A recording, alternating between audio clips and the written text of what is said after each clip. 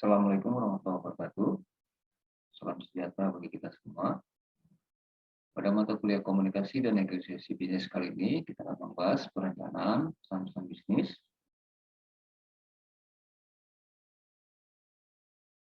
definisi pesan bisnis. Pesan adalah suatu komponen dalam proses komunikasi, berupa panduan dari pikiran dan perasaan seseorang dengan menggunakan lambang, bahasa, atau lambang-lambang lain yang disampaikan kepada orang lain. Kutipan ini menurut Ono Effendi. Kedua, pesan adalah suatu pemberitahuan, pikiran, dan perasaan, kata, atau komunikasi baik secara lisan maupun tertulis yang dikirimkan dari satu orang ke orang lain. Pesan bisnis adalah suatu pesan atau surat yang digunakan oleh pengirim source untuk menyampaikan informasi yang tertulis maupun tidak tertulis dalam kegiatan bisnis yang diterima oleh orang ataupun organisasi. Mengapa pesan bisnis penting? Pertama, budaya bisnis adalah budaya yang berlebihan kompetitif. Minat untuk menjalankan bisnis sangat besar, bahkan sangat banyak yang menjalankan bisnis di bidang yang sama. Ketiga, pelaku bisnis harus dapat menciptakan nilai tambah perusahaan melalui keandalan dalam penyusunan penulisan pesan bisnis. Keempat, pesan bisnis digunakan untuk menyampaikan informasi yang ingin disampaikan dalam upaya penyelenggaraan bisnis dengan tujuan tertentu. Pesan bisnis yang tidak terorganisasi dengan baik akan mengakibatkan pesan tidak mengenai sasaran atau tidak sesuai dengan harapan. Diperlukan persiapan seperti perencanaan pesan bisnis yang ingin disampaikan dengan sebaiknya. Karakteristik pesan bisnis yang efektif pertama adalah posisi, penggunaan etika sopan dan santun dalam penulisan pesan guna meningkatkan hubungan antara penulis dan pembaca pesan. Sopan santun adalah pedoman yang baik untuk mengembangkan hubungan yang baik antara organisasi atau perusahaan dengan klien atau pelanggan.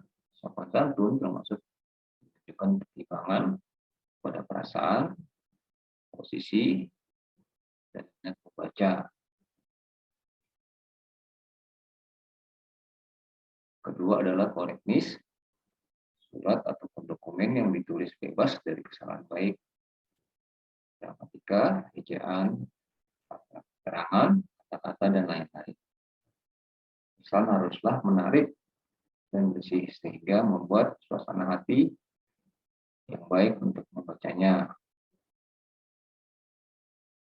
Ketiga adalah konsisten. Pesan haruslah singkat, padat, dan jelas. Ringkas dan padat adalah hal yang penting dalam pesan bisnis tertulis. Hemat kata-kata dan kalimat yang tidak perlu.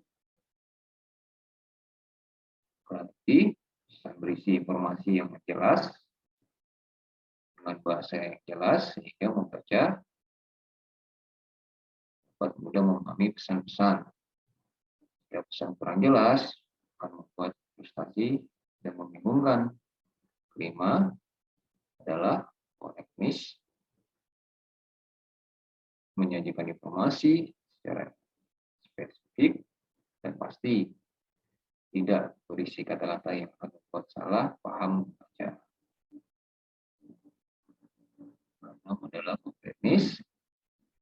Setiap pertanyaan atau keingintahuan pembaca harus dijawab dalam pesan-pesan secara lengkap.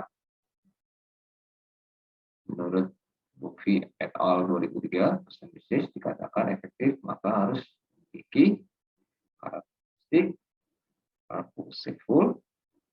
Setiap pesan haruslah memiliki maksud atau tujuan purpose yang spesifik Apakah hanya untuk memberi informasi, memecahkan masalah, atau permintaan untuk melakukan sesuatu dalam rangka mencapai tujuan. Kedua adalah audience centered. Pesan bisnis haruslah membantu audiens dalam memahami tujuan pesan. Oleh karena itu, pesan haruslah berorientasi kepada audiens, memahami kebutuhannya, pandangannya, dan latar belakangnya. Tiga adalah konsisis. Pesan bisnis harus mengamati waktu setiap orang dengan memberikan informasi secara jelas dan efisien. Tahapan penyusunan pesan bisnis pertama adalah perencanaan. Proses perencanaan meliputi 3 tahap, yaitu tujuan, menganalisis audiens, dan memilih saluran dan media komunikasi yang digunakan. Kedua, pengorganisasian, penulisan segala perencanaan pesan Anda, maka langkah berikutnya adalah mengorganisasikan ide-ide Anda. Maka mulailah membuat draft penulisan kata-kata yang akan dituangkan kalimat dan paragraf, dan memilih ilustrasi dan detail untuk mendukung ide utama. Ketiga adalah revisi penyelesaian. Setelah penyelesaian draft, perlu dilakukan review terhadap keseluruhan isi pesan, termasuk revisi terhadap organisasi pesan, gaya, dan struktur. Berbagi dan tulis ulang sampai pesan terlihat jelas dan efektif. Edit pesan terhadap kata bahasa, tanda baca atau format yang diberikan pada audiens, cetak dalam format yang dikehendaki. Cek ulang, pastikan tidak ada kesalahan apa yang akan disampaikan, baik huruf, tanda baca, dan masalah mekanis lainnya. Lalu proses perencanaan pesan bisnis. Perencanaan pesan bisnis adalah proses penatapan berbagai kegiatan yang dilakukan sebelum pesan bisnis tersebut diluncurkan. Perencanaan menurut Purwanto 2017, proses perencanaan meliputi kegiatan pertama adalah menentukan tujuan, menganalisis audiens, ketiga adalah menentukan ide pokok, keempat adalah menyelesaikan saluran dan media. Menetapkan tujuan pesan bisnis. Merencanakan sebuah pesan diawali dengan merumuskan tujuan yang jelas dengan mengumumkan kebutuhan pengirim dan penerima. Secara umum ada 3 tujuan pesan bisnis, yaitu memberikan informasi, memberitahu tentang segala hal yang berkaitan dengan dunia bisnis kepada pihak lain. Kedua adalah melakukan persuasi, membujuk kepada pihak lain agar apa yang disampaikan dapat dipahami dan direspon sebagaimana yang dikehendaki. Tiga, melakukan kolaborasi, bekerja sama antara seseorang dengan pihak lain. Setiap pesan juga mempunyai tujuan khusus, yaitu apa yang diharapkan oleh komunikator dan apa yang seharusnya dilakukan oleh komunikan setelah mereka menerima pesan. Ini adalah hubungan antara tujuan pesan umum, pesan bisnis dengan partisipasi komunikan dan kendali komunikator. Dapat kita lihat pada garis vertikal ini, partisipasi komunikan, dan horizontalnya adalah kendali komunikator. Ini adalah hubungan antara komunikan dan komunikator, di mana tingkat komunikasinya akan tinggi, sedang, dan rendah.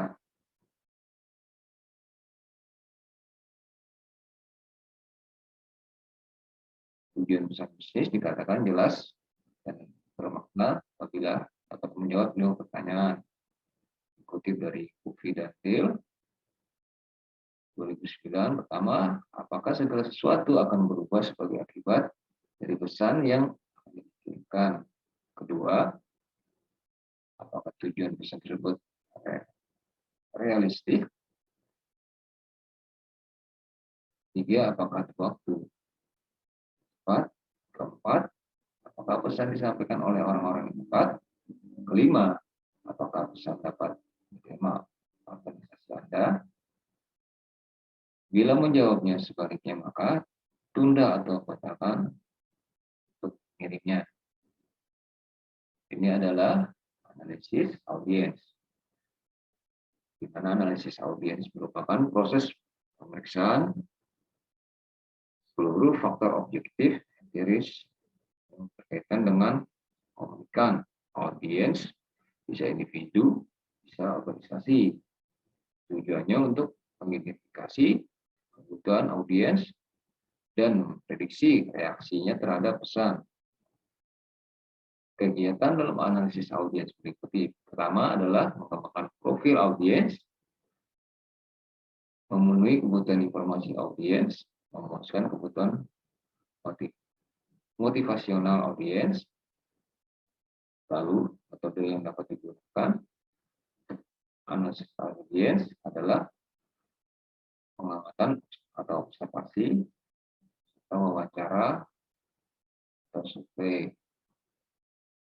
Mengembangkan profil audiens, menentukan ukuran dan komposisi audiens, besar kecilnya, dan homogen tidaknya audiens akan menentukan bentuk dan format penulisan pesan.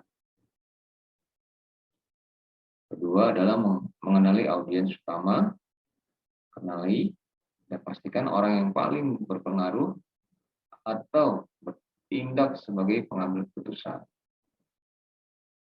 Tentukan tingkat pemahaman audiens, memprediksi kemampuan serap audiens, memperkirakan reaksi audiens.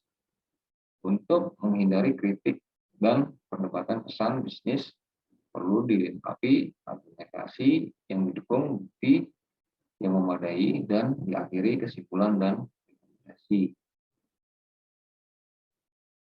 Mematuhi kebutuhan informasi, pedoman agar pesan bisnis mampu memenuhi kebutuhan informasi audiens. Pertama adalah temukan apa yang diinginkan oleh audiens dan segera penuhi. Kedua, antisipasi pertanyaan yang tidak diungkapkan dan informasi tambahan yang relevan perlu diberikan. Ketiga, berikan semua informasi yang diperlukan. Keempat, pastikan bahwa informasinya akurat dan dapat dipertanggungjawabkan kebenarannya. Kelima, ciptakan ide-ide yang paling menarik bagi audiens dan berikan perhatian khusus. Ini adalah contoh kasus. Selamat Bapak Susanto, saya baru saja kembali dari liburan yang menyenangkan di Bandung. Tapi siang ini saya menyadari bahwa tas kulit bahwa warna hitam kesayangan saya hilang karena saya membawa tas tersebut di Bandung. Saya kira saya meninggalkan sepatu saya di hotel Sabuga. Tolong periksa apakah sepatu saya ada di kantor, apakah hilang, dan tolong beritahu saya apabila Anda telah menemukan sepatu saya yang hilang tersebut. Apa yang hilang? Apa yang kehilangan? Kapan hilang? Kapan tinggal di hotel Pandanaran? Di mana? Kamar nomor berapa? Ini adalah sebuah pertanyaan bagaimana cara memberitahu.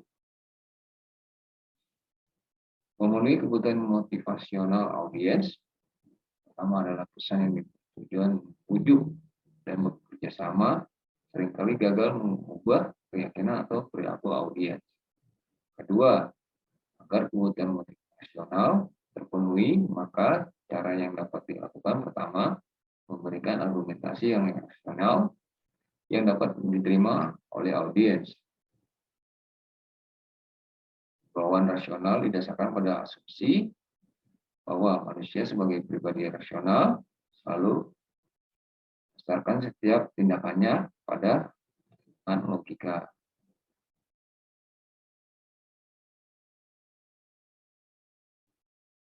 Kedua, menggunakan pendekatan emosional audiens. Himbauan emosional artinya pendekatan komunikasi lebih diarahkan pada sentuhan-sentuhan afeksi seperti bangga, suka, benci, dan lainnya. Menentukan ide pokok. Ide pokok merupakan pernyataan tentang suatu topik yang menjelaskan isi dan tujuan topik tersebut sehingga dapat diterima oleh audiens. Syarat ide pokok buat untuk perencanaan komunikasi harus ringkas, langsung pada pokok soalan, dan memperlihatkan hasil yang akan diperoleh bila kegiatan yang dilakukan. Menemukan ide pokok dapat dilakukan melalui menggali ilham. Ini adalah kutipan brainstorming, petunjuk pesan, kebiasaan, ini terutama untuk peristiwa yang terjadi berulang-ulang. Pemilihan saluran dan media. Ide dapat disampaikan lewat dua saluran, yaitu saluran lisan maupun tulisan. Saluran mana yang digunakan tergantung pada tujuan pesan, waktu, formalitas, dan harapan audiensnya. Tiga, masing-masing saluran memiliki beberapa jenis media yang dapat dipilih seperti surat, elektronik, telepon, faksimile, rutin. Saluran komunikasi lisan dapat digunakan apabila pertama, diperlukan umpan balik secara langsung dari penerima. Kedua, pesan relatif, sederhana dan mudah dimengerti. Ketiga, tidak membutuhkan catatan permanen. Keempat, penerima dapat dikumpulkan dengan mudah dan ekonomis. Kelima, ingin mendorong interaksi untuk pemecahan masalah dan pengambilan keputusan. Kemudian saluran media, ide-ide dapat disampaikan lewat dua saluran, yaitu saluran lisan dan tulisan. Saluran mana yang digunakan pada tujuan pesan, waktu, formalitas, dan harapan audiens. Masing saluran memiliki beberapa jenis media yang dapat dipilih seperti surat, telepon. Saluran komunikasi lisan dapat digunakan apabila dibutuhkan balik secara langsung dari penerima. Sangat relatif sederhana dan mudah dimengerti, tidak membutuhkan catatan permanen, semua dapat dikumpulkan dengan mudah, ekonomis, ingin berinteraksi untuk pemecahan masalah, keputusan. Ini adalah kelebihan dan kelemahan. Kelebihan menyediakan umpan balik dengan segera, memungkinkan terjadinya kenyamanan interaksi, meliputi berbagai syarat verbal, memungkinkan ekspresikan emosi di balik pesan. Kelemahannya tidak menyediakan rekaman komunikasi yang dapat dibuktikan tanpa alat rekam. Kedua, mengurangi kendali komunikator pada pesan. Tiga, seringkali mengabaikan kemungkinan terjadi atau mengedit pesan. saluran komunikasi tertulis. Komunikasi tertulis dapat digunakan apabila pertama, tidak diperlukan umpan balik secara langsung. Kedua, pesan terperinci dan kompleks. Ketiga, memerlukan perencanaan yang seksama. Keempat, memerlukan catatan yang permanen. Kelima, penerima dalam jumlah yang banyak. Keenam, penerima sulit dijangkau karena tersebar secara geografis. Ketujuh, ingin minimalkan histori. Ini adalah kelemahan penyediaan umpan.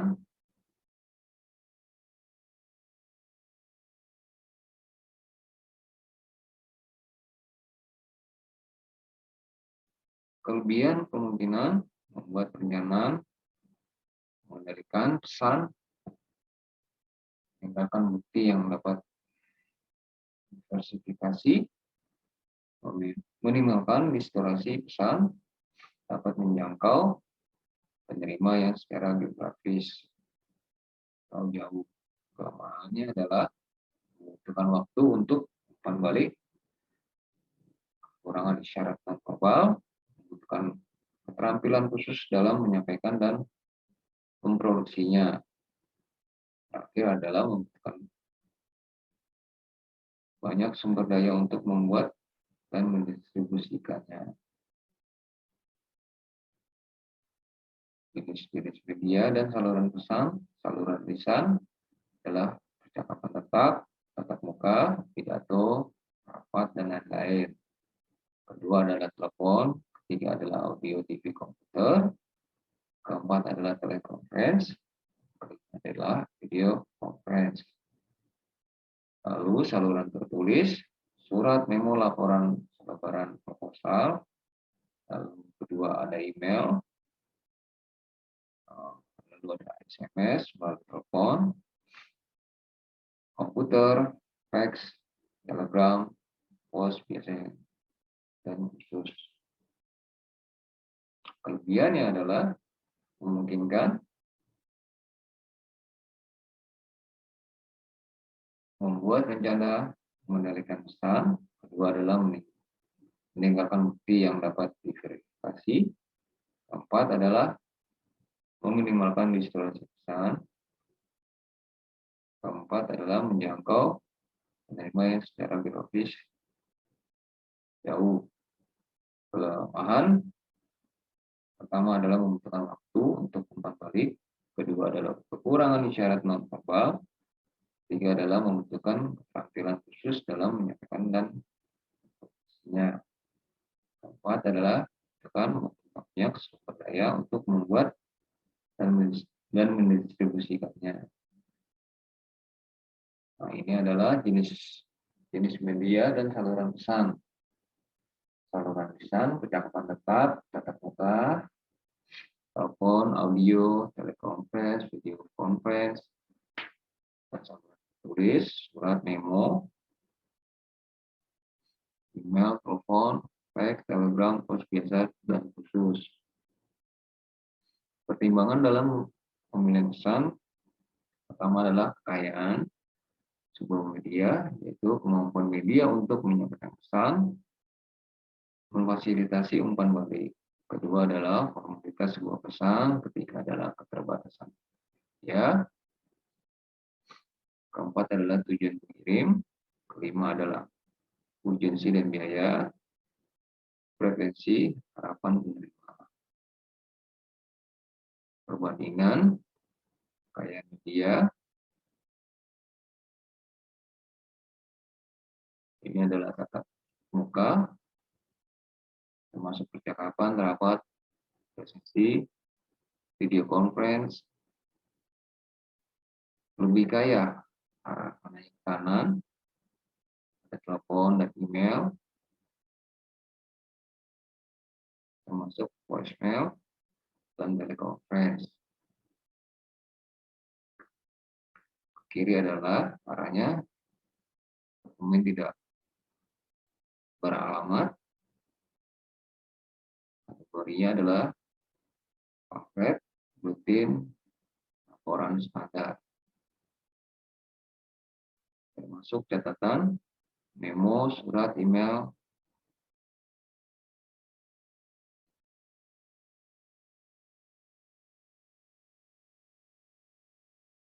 Selanjutnya adalah tugas individu. Buatlah perencanaan pesan bisnis. Sama apa temanya, rumuskan tujuannya, siapa, dan analisis audiensnya. 3 adalah tentukan ide pokoknya. 4, rencanakan saluran dan media yang akan digunakan dalam alasan mengapa saluran media tersebut dipilih. Dikumpulkan minggu depan. Baik, terima kasih materi pembelajaran hari ini.